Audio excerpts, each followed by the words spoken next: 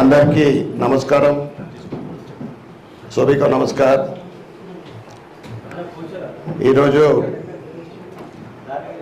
ప్రభుత్వం తరఫు నుండి 123 123 सीएम रिलीफ फंड बोले तो हेल्थ మనం ఆరోగ్య గురించి ఖర్చు పెట్టింది మనం బిల్లులు పెట్టుకొని ఈరోజు 123 చెక్కులు రావడం జరిగింది. 2 రోజుల క్రితం నా దగ్గరికి వచ్చింది. ఎందుకంటే ఇమ్మీడియట్గా ఇస్తే మీకు కూడా ఉపయోగపడుతుంది. దాని 123 చెక్కుల అమౌంట్ 30,90,500 రూపాయలు. ప్రభుత్వం ఇవ్వడం గత 10 సంవత్సరాల నుండి ఇస్తూ ఉన్నారు. చాలా సంతోషమే.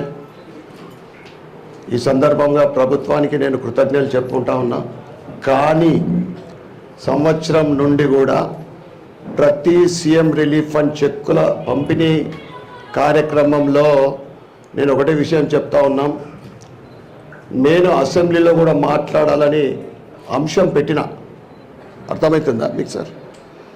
దాని అవకాశం రాకుండా కూడా చేస్తూ ఉన్నారు ప్రభుత్వం.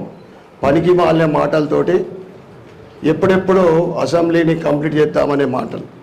దాంట్లో ఈ సీఎం రిలీఫ్ ఫండ్ కూడా నేను క్వశ్చన్ అవర్ కోసం పెడితే అవకాశం రాలే. ఏంటంటే ఈ సీఎం రిలీఫ్ ఫండ్ అనేది 6 నెలలు 8 నెలలు ఇట్లా లేట్ అవుతూ ఉంది.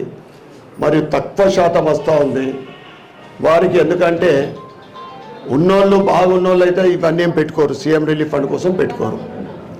क्या जी बहुत ऐसे लोगों तो ज़रूरत नहीं उनको. गरीब लोगों के लिए ये स्कीम है. गवर्नमेंट क्या कर रहा, 4 महीने 6 महीना 8 महीना कर रहा. साथ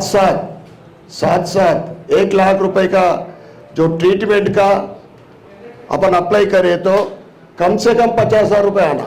मैं नहीं आ रहा, 20,000 से ज़्यादा नहीं आ रहा. ज़्यादा से ज़्यादा बोले तो 25,000. 1 लाख के लिए बोल रहा हूँ मैं.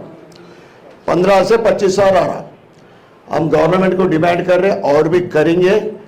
ये చెక్క ఈ మీరు అప్లై చేసుకున్న తర్వాత 2 నుంచి 3 నెలల్లో రావాలా. ఆ తర్వాత ఎక్కువ శాతం కమ్సే కమ్ తక్కువ 40 నుంచి 50-60% రావాలా. ఎందుకంటే ఇది ఎవరో ఇస్తుంది కాదు, ప్రజల డబ్బే, మనం ట్యాక్సుల రూపంగా కట్టిన డబ్బే అది.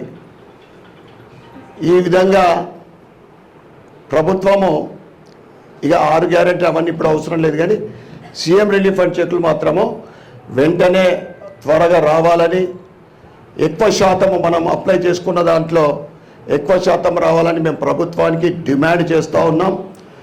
మళ్ళీ కూడా మేము సీఎం గారికి రాబోయే అసెంబ్లీలు ఇంకా టైం ఉంది, వారికి కూడా మేము చెప్తామని తెలియజేస్తూ, ఈరోజు ఎవరికైతే చెక్కులు అందుతున్నాయో మీరు ఏదైనా అప్పు చేసింది ఉంటే, ట్రీట్మెంట్ కోసం ఖర్చు చేసింది ఉంటే దానికే దయచేసి ఉపయోగించండి. ఇతర వాటికి ఖర్చు పెట్టద్దు. అప్పు ఉంటే ఖర్చు ముందు అది తీర్చుకోండి, ఎంతైతే అంత. ఆ తర్వాత మీకు అవసరాన్ని బట్టి మీరు ఖర్చు పెట్టుకోండి. అందరికీ మరొకసారి నమస్కారం. భారత్ మాతకి జై.